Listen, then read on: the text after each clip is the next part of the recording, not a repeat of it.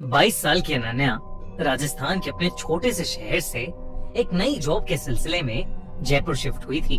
पर उसे नहीं पता था कि ये उसकी जिंदगी का सबसे डरावना चैप्टर होगा।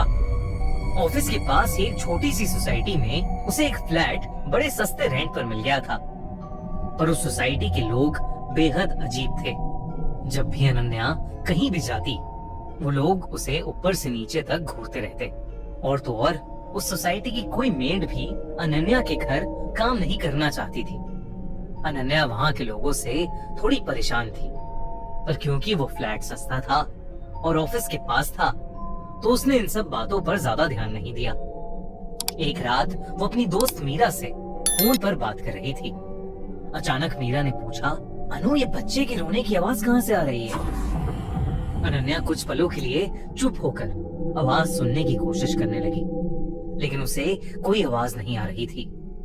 उस समय तो अनन्या ने इस बात पर ज्यादा ध्यान नहीं दिया, लेकिन जैसे जैसे दिन बीते, जो भी अनन्या को रात में कॉल करता, वो उससे यही पूछते कि उसके आसपास कोई बच्चा रो रहा है क्या, क्योंकि उन सबको किसी छोटे बच्चे के रोने की आवाज आती थी। अनन्या को अब ये बात बहुत अजीब लगने लगी थी।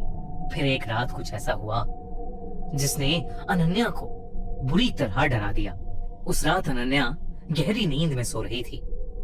रात के करीब 1 बज रहे थे। तभी उसे किसी छोटे से बच्चे की जोर जोर से रोने की आवाज आई, जिससे उसकी नींद टूट गई। पर जैसे ही उसने आंखें खोली, वो आवाज बंद हो गई। अनन्या ने चिल्लाकर पूछा, कौन है? कोई जवाब नहीं आया। फिर अचानक से एक धीमी सी हंसी की आवाज आई, जैसे कोई अनन्या का मजाक बना रहा हो। अनन्या ने उस आवाज की तरफ देखा तो वो चौंक उठी।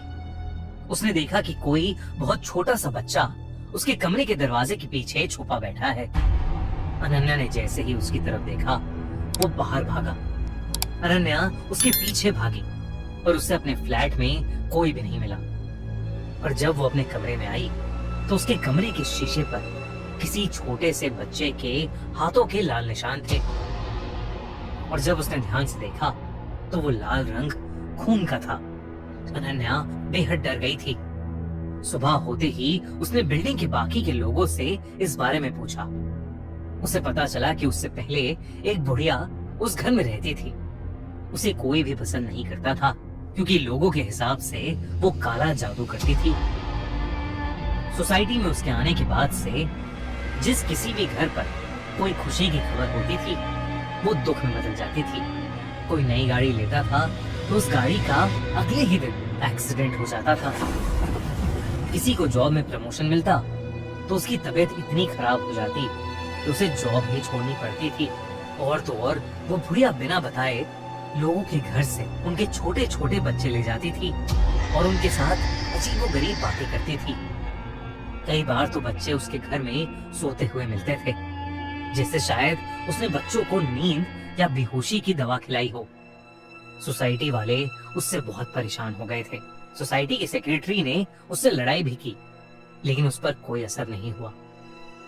और एक बार तो किसी ने उसे पास के कब्रिस्तान से, एक कब्र से कोई डेड बॉडी निकालते देखा, जिसे वो बाद में अपने घर ले गई। उसके बाद कुछ दिनों तक उसके घर से बहुत शोर आने लगा, जैसे वो कोई बहुत बड़ी पूजा कर रही हो। और फिर एक सुबह उनकी सोसाइटी के सेक्रेटरी का सर काटकर मर्डर कर दिया था। उसकी पूरी बॉडी पर किसी छोटे बच्चे के नोचने के निशान थे। उस दिन सोसाइटी वालों ने उस बुढ़िया को जोर जबरदस्ती से उसके घर से बाहर निकाल दिया, लेकिन वो उन सबको देखते हुए बस हंसती रही। बहुत हंगामा हुआ था उस दिन। जब ओनर ने घर के अंदर जाकर देखा, तो घर के अंदर बहुत सारा तंत्र विद्या का सामान और एक छोटे लड़के का कंकाल मिला। लोग कहने लगे कि उस रात उस बुढ़िया ने काले जादू से एक कच्चा कलवा बनवाया था और उसी कच्चे कलवे ने उसे मारा था। इस इंसिडेंट के बाद काफी टाइम तक वो घर खाली था और उसके बाद अनन्या वहां रहने आई थी। ये सब सुनने के बाद अनन्या बहुत घबरा गई थी। वो अपने घर आई और कच्चा कलवा के बारे में ऑनलाइन पढ़ने लगी। उसे पता चला कि जब साल भर से छोटे बच्चे की मौत हो जाती है तो उसकी बॉडी जलाई नहीं जाती, बल्कि उसे दफनाया जाता है। कई काला जादू करने वाले लोग उसकी बॉडी को जमीन से निकालकर उसकी बॉडी पर कच्चा कलवा की साधना करते हैं, जिससे वो उस बच्चे की आत्मा को अपने वश में कर लेते हैं और अपना मन चाहा काम करवाते हैं। अनन्या ये सब पढ़कर चौंक गई थी। उसे ये सब बहुत ही खतरनाक लग रहा था।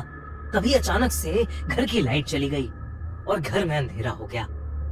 एकदम से उसे सांस लेने में दिक्कत होने लगी। उसे ऐसा लग रहा था जैसे कोई उसका गला दबा रहा है। पसीने में तरबतर वो किचन में एक गिलास पानी लेने गई तो उसके हाथों से गिलास छूट गया। उसने जब किचन की खिड़की में अपने आप को देखा तो उसके गले पर छोटे छोटे उंगलियों के निशान थे, जैसे किसी बच्चे ने उसका गला घोटने की कोशिश की थी। तभी उसे अपने कमरे से एक बहुत तेज आवाज आई, किसी छोटे से बच्चे के बहुत तेज रोने की आवाज। वो कमरे में गई तो वो आवाज कहीं ऊपर से आ रही थी। अनन्या ने ऊपर देखा तो उसके होश उड़ गए। उसकी कबर्ड के ऊपर से उसे धीरे धीरे दो हाथ बाहर आते दिखे और फिर एक बहुत ही खूंखार सा दिखने वाला बच्चे का चेहरा दिखा। ऐसा लग रहा था कि उस बच्चे का पूरा शरीर सड़ चुका है। उस बच्चे के नुकीले दांत और लंबे काले नाखून थे। अनन्या को समझ आ गया था कि ये उसी बच्चे की खतरनाक आत्मा है जिसे वो बुढ़िया घर लेकर आई थी। वो अनन्या को देखकर बहुत ही भयानक तरीके से मुस्कुरा रहा था। इससे पहले कि वो कुछ कर पाती, वो बच्चा अनन्या के ऊपर कूद पड़ा। अनन्या ने फौरन घर का दरवाजा खोला और लिफ्ट की तरफ भागी, पर लिफ्ट बंद पड़ी थी। उसने अपने घर की तरफ देखा तो लिविंग रूम में वही भयानक बच्चा खड़ा था जो धीरे धीरे उसके करीब आ रहा था। अनन्या ने घबराकर अपने पड़ोसी के घर की बेल बजाई, पर कोई बाहर नहीं आया। तभी अनन्या का फिर से दम घुटने लगा। वो किसी तरह भागकर अपनी सोसाइटी के गेट पर पहुंची तो सिक्योरिटी गार्ड उसे इस हालत में देखकर चौकन्ना हो गया। गार्ड को लगा कि शायद कोई बदमाश सोसाइटी में घुस आया है, इसलिए वो अनन्या के फ्लैट की तरफ भागा। इससे पहले कि वो सिक्योरिटी गार्ड को कुछ बोल पाती, वो सिक्योरिटी गार्ड ऊपर जा चुका था। कुछ ही देर में अनन्या को उस गार्ड की चीख सुनाई दी। वो पीछे पलटी तो उसने देखा कि ऊपर से कुछ नीचे गिरा। वो उसी सिक्योरिटी गार्ड की लाश थी, गले पर वैसे ही निशानों के साथ जैसे अनन्या के गले पर थे। और ऊपर उसकी बालकनी में वही डरावना बच्चा था, पर इस बार उसकी आंखों से खून बह रहा था। पूरी सोसाइटी में हल्ला मच गया। सूरज उगते ही एक पंडित को बुलाया गया। पंडित ने बताया कि काला जादू करने वाली बुढ़िया तो चली गई, लेकिन उस फ्लैट में अभी भी उस छोटे से लड़के की आत्मा कैद है, जिसे उसने कच्चा कलवा बनाया था, और वो एक बहुत ही खतरनाक आत्मा है। अनन्या ने उसी दिन वो फ्लैट छोड़ दिया और कहीं और शिफ्ट हो गई। आज उस फ्लैट को हमेशा हमेशा के लिए बंद कर दिया गया है।